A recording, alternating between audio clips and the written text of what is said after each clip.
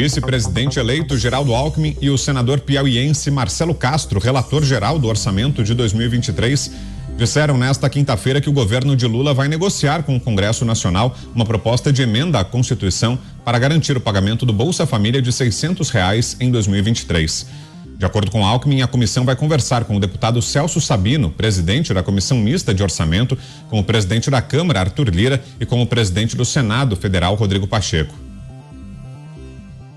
Nos encontrarmos novamente e aí para poder detalhar as necessidades. A preocupação é, primeiro, em não manter o Bolsa Família de R$600, para pagá-lo em janeiro, há necessidade de até 15 de dezembro termos a autorização, a chamada PEC da transição e a lei orçamentária.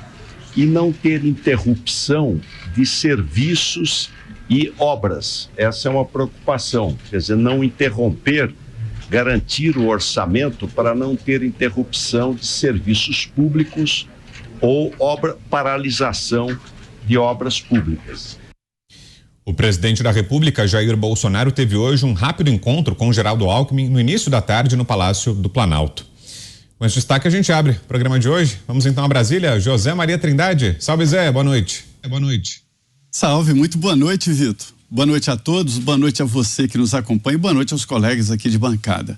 Olha, Vitor, a transição começou. Hoje, ao cumprimentar o vice-presidente eleito, Geraldo Alckmin, o presidente Jair Bolsonaro dá uma demonstração de que não tem rancor. Agora é o seguinte, já está pensando em 2026. O grupo do presidente quer manter a chama acesa, quer manter o grupo unido, investir muito na eleição municipal, 2024, para chegar em 2026 competitivo e esse grupo forte. Essa transição, ela chefiada por Geraldo Alckmin, segundo aliados do presidente eleito e que não são exatamente do PT, isso é uma demonstração de que não há como criar um governo do PT. Lula não tem força, não tem musculatura política para implantar uma petecracia aqui em Brasília, de novo, como foi o seu primeiro governo.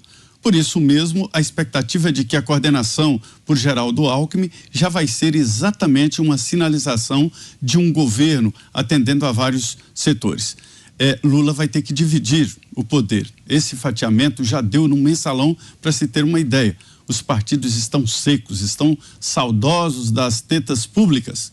E por isso mesmo me dizem que Lula com isso já conseguiu maioria na Câmara, maioria simples, na Câmara e maioria simples também no Senado Federal, para se ter uma ideia.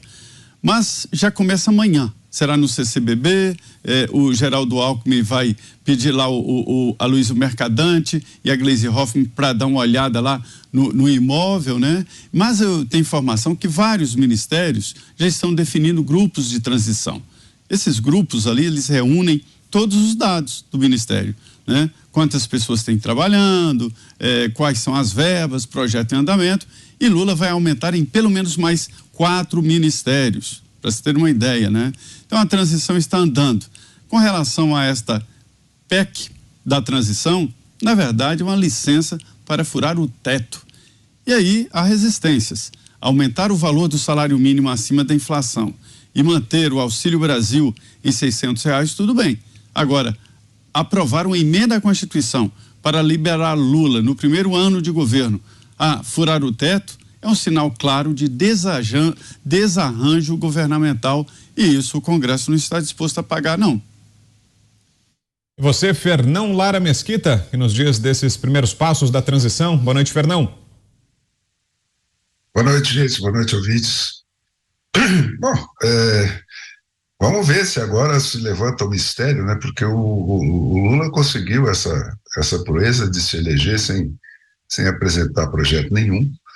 O único que ele apresentou, na verdade, é esse que ele está confirmando, que comigo não tem teto de gasto. Isso ele honestamente falou e repetiu, e foi das poucas coisas que ele disse em matéria de política econômica. Na verdade, isso é o quê? É a revogação da base da política econômica que existe hoje, onde você põe em primeiro lugar a garantia do valor da moeda que remunera o seu trabalho. Essa é para uma determinada corrente de pensamento, que hoje é praticamente universal, mas aqui ainda é desafiada, assim, ostensivamente, né? Porque tem outros lugares onde ela é desafiada, mas como erro, como derrapada. Aqui não, aqui é uma coisa deliberada. Né? Que é isso, que não vou cuidar da preservação da moeda que remunera o seu trabalho. Quer dizer, aquilo que garante a sua chance de deixar de ser um proletário e passar a ter alguma propriedade, alguma coisa que garanta uma velhice menos sofrida. Então, vamos ver, né, que se a coisa começa por aí, né, e aliás começa com outro toque que é definidor também, que é esse tremendo sapo que o Luiz Roberto Barroso esperou a balbúrdia da eleição para passar essa votação que simplesmente anula o direito de propriedade, né, que é essa imposição de que qualquer propriedade invadida só pode ter a discussão da reintegração da sua posse ao seu legítimo dono se o invasor não tiver outra casa. Então vai ter que fazer um comitê e prevalece o interesse do invasor e não do invadido. Né? Isso passou no Supremo Tribunal, é uma parte daquele famoso Plano Nacional de Direitos Humanos que eles já tentaram entrujar a gente 3 vezes. Né? E, bom, esse assunto vai voltar ao longo do debate aqui, eu não quero tomar o tempo de todo mundo, mas já começa chutando a porta. Análise agora é da Ana Paula Henkel. Oi, Ana, boa tarde. Boa noite, Vitor. Boa noite aos queridos colegas de bancada. Muito boa noite à nossa audiência maravilhosa. Como o Fernão estava dizendo, né, já começou com o pé trocado, né, e com perdão do trocadilho, com o pé esquerdo.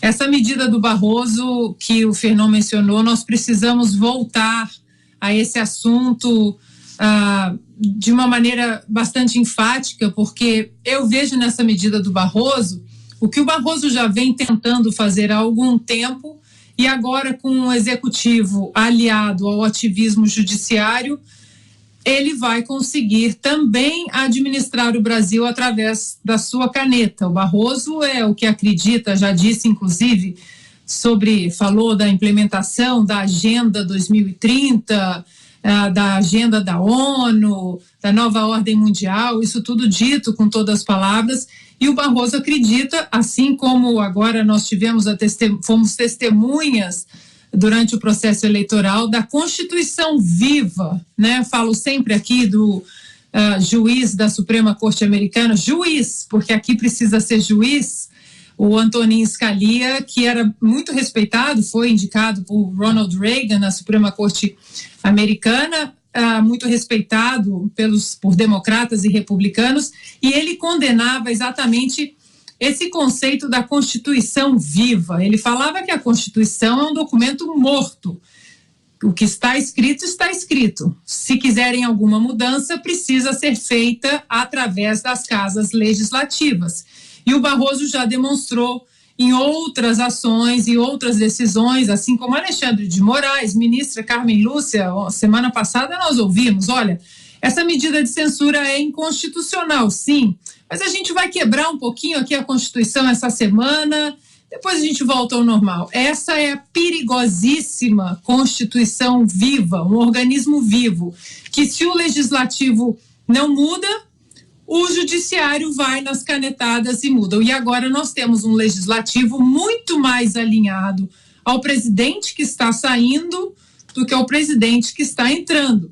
Então, nós vimos que já a própria imprensa, que fez parte do conglomerado, né, imprensa, judiciário ativista, partidos de oposição, o discurso já está mudando. Hoje nós já vimos, por exemplo, manchetes que até semana passada eram estampadas como orçamento secreto de Jair Bolsonaro. Hoje elas já voltaram para emendas de relator do futuro presidente Lula. 200 bilhões. Essa é a primeira porta que o Partido dos Trabalhadores quer abrir para administrar o Brasil a partir de 2023. Daqui a pouquinho a gente vai falar mais, inclusive, sobre essa diferença de tratamento a que a Ana fez referência agora entre emendas de relator e orçamento secreto. A gente vai falar disso em detalhes daqui a pouquinho. Agora, Zé, como é que estão os preparativos aí também para as disputas pelo comando do Congresso? A gente vai trazer uma outra informação daqui a pouquinho, que Lula não pretende se envolver na disputa pela presidência da Câmara, mas imagino que já esteja efervescente o ambiente aí, né? Não só com os preparativos para a transição, mas também por causa das eleições que vamos ter no começo do ano no Congresso Nacional, né? Como é que os partidos já estão se organizando, quais as tendências de momento, como é que está a situação aí em relação a isso, Zé? A disputa já está aberta, né? Essa é uma disputa pelo poder, e um poder importante aqui, onde o público, o eleitor, não participa. Hoje eu perguntei para um deputado, o Arthur Lira, quer dizer, o ex-presidente Lula, já procurou o Arthur Lira? Aí me responderam, Zé, é o Arthur Lira que está atrás do Lula, para se ter uma ideia. Houve uma mudança de tendências por aqui. A primeira tendência é de que, olha só como muda a coisa, né?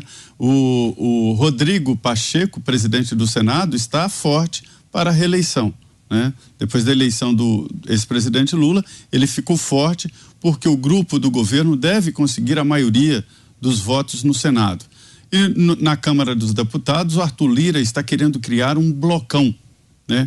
Se ele conseguir isso aí, ele consegue a maioria dos votos, um super bloco com mais de 200 parlamentares. Ele ficaria com metade, quase metade da Câmara, mas está muito complexo de criar esse bloco sem a força do governo. E criar o bloco seria reduzir a força do presidente, do próximo presidente no Congresso. Então, o primeiro sinal é esse, que inverteu a situação. Agora, Rodrigo Pacheco está mais tranquilo para a reeleição e o Arthur Lira está lutando para manter essa prioridade. Lula já disse que não quer interferir, mas vai interferir. Não tem como não interferir. A interferência dele pode ser, inclusive, manter o Arthur Lira aí na reeleição. Seria a articulação mais fácil, desde que ceda espaço para o PT, na mesa diretora e nas comissões permanentes, que também há uma grande disputa por isso. Agora a análise do Paulo Figueiredo sobre o início dos trabalhos de transição, e queremos te ouvir sobre essa proposta que foi apresentada hoje, Paulo, que permitiria o governo Lula, a equipe de Lula, romper o teto de gastos para viabilizar o pagamento do Auxílio Brasil de R$600 a partir do ano que vem, a chamada PEC da transição. Boa noite, bem-vindo, Paulo. Boa noite, Vitor. Boa noite aos colegas e boa noite à audiência. Eu fiquei muito confuso, eu estou ficando muito confuso com o Brasil atual, tá difícil de acompanhar. Primeiro porque na manhã eu tive que ir no Morning Show comentar supostamente a entrada do Henrique Meirelles para ser ministro da Fazenda, uma notícia que depois não se confirmou, depois não sei se confirmou, mas essa era uma grande sinalização para o mercado de que o teto de gastos seria respeitado, que a responsabilidade fiscal seria respeitada, porque o Henrique Meirelles era um grande liberal. Aí agora parece que o teto de gastos já não vai ser respeitado. A outra confusão que eu fiquei foi porque as manchetes de jornal falam de Auxílio Brasil para o ano que vem, mas o Geraldo Alckmin está falando de Bolsa Família. E eu falei para vocês ontem, que eu me sinto preso naquele filme Feitiço do Tempo, onde eu voltei e fico numa história repetitiva de novo. Bolsa Família, voltamos à era do Bolsa Família. Olha, isso que o Zé falou é a mais pura verdade, e o Zé conhece muito de Brasília e conhece muito de Congresso. Tá todo mundo com a boquinha aberta, louco por uma teta. O Congresso voltou, o presidente Bolsonaro teve muita dificuldade em mudar a forma da relação com o Congresso, que sempre foi historicamente o quê? 3 coisas: grana para emenda, ok, republicano, participação em cargos do governo, republicano desde que feito de forma qualificada, e no caso do PT, corrupção. E preciso dizer aqui, porque não dá para fingir que não teve a ação do mensalão no primeiro pedaço assim do governo do PT, né? Onde o PT utilizava. O que era o mensalão? É bom para as pessoas, tem muita gente jovem que nos assiste hoje em dia. O mensalão é o seguinte: lembre que quando o PT foi eleito em 2002, eles também não tinham maioria no Congresso. Então o que eles fizeram? Eles falaram assim, se der uns capilé para esses deputados, é tudo morto de fome, se der um capilé para esses caras, será que eles não votam com a gente, não? Vota, metade deles votam. E aí o cara falou, deixa eu fazer as contas. Quanto que precisa para eles votarem tudo com a gente? Dá uns 30 mil reais, eles votam todos com a gente. 30 mil reais, 30 mil reais, vezes 100, isso dá 3 milhões de reais. Vezes 200, isso dá 6 milhões de reais. Isso é muito barato. Só o orçamento aqui de publicidade do Banco do Brasil, é não sei quantos bilhões. Maravilha. Pede pro Marcos Valério sacar essa grana e a gente distribui lá na Câmara. E assim eles fizeram e compraram o Congresso durante o primeiro pedaço do governo. Depois, quando pegaram, eles partiram para o esquema um pouquinho mais sofisticado, que era o Petrolão. Era parecido, mas em vez de sacar o dinheiro e distribuir em grana lá no parlamento, eles davam dinheiro, as empreiteiras e outros davam dinheiro de propina para a Caixa 2 da campanha dos aliados do PT. E assim eles conseguiam manter a maioria no Congresso. E agora você imagina, tá todo mundo com a boquinha seca esperando. Quando é que vem a grana? E aqueles que esperavam que o Congresso fosse ser uma grande oposição, eu falo, lê do engano. O Congresso brasileiro é fácil de ser comprado, sempre foi comprado. Quem mudou essa forma de relação foi Jair Bolsonaro. Agora, já que nós estamos no feitiço do tempo, voltamos para a fórmula antiga. A sinalização que a sociedade, de uma certa forma, acabou dando foi: vamos voltar para a fórmula antiga. Então vocês comecem a se preparar para ver os cargos dos funcionários públicos sendo repartidos no Brasil como se fossem espólios de guerra, distribuídos pelos aliados do PT, em vez da povoação com quadros técnicos e, claro... as emendas do relator, como a Ana diz, como a gente vai falar aqui, o orçamento secreto deixou de ser orçamento secreto, já passou a ser emenda do relator, agora vamos falar mais sobre isso, e tá todo mundo esperando com a boquinha seca para a grana da corrupção chegar. O que eu estou esperando, eu, Paulo, particularmente, estou esperando quando começa o programa Minha Picanha, Minha Vida. Eu quero saber onde os brasileiros se cadastram para começar a receber picanha de graça todo final de semana para fazer um churrasquinho. E eu espero que não seja como na Venezuela, picanha canina.